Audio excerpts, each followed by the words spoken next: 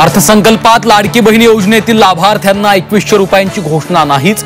लाडक्या बहिणींशी दगाफटका केल्याचा आरोप सरकारने फेटाळला।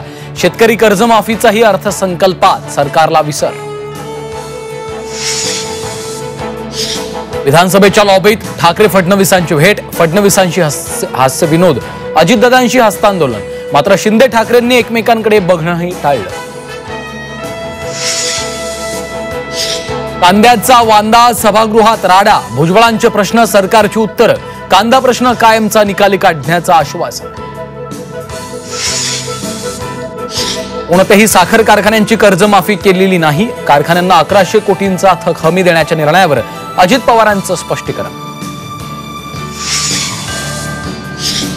धनंजय मुंडेंना सह आरोपी करा, सामाजिक कार्यकर्त्या अंजली दमानी यांची मागणी। तपास योग्य दिशेने होत नसल्याचाही दमानी यांचा आरोप। चंद्रपूरमध्ये शेतकऱ्यांचं चक्का जाम आंदोलन, विविध मागण्यांसाठी बळीराजा आक्रमक, पोलिसांकडून धरपकड।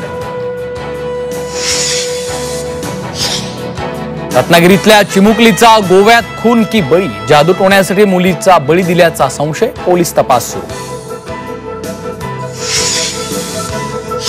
कोल्हापूर शहरातील पाणी पुरवठा उद्या बंद, मुख्य जलवाहिनी दुरुस्त कामासाठी निर्णय, पाणी जपून वापरण्याचं महापालिका प्रशासनाचं आवाहन।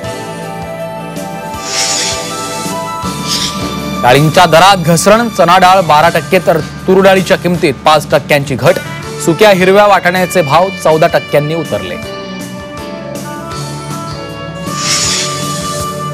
आणि जेजुरीच्या खंडोबाच्या दर्शनासाठी आजपासून ड्रेस कोड लागू, खंडरायाच्या दर्शनासाठी भारतीय वेशभूषा बंधनकारक, श्री खंडोबा देवस्थान ट्रस्टचा निर्णय।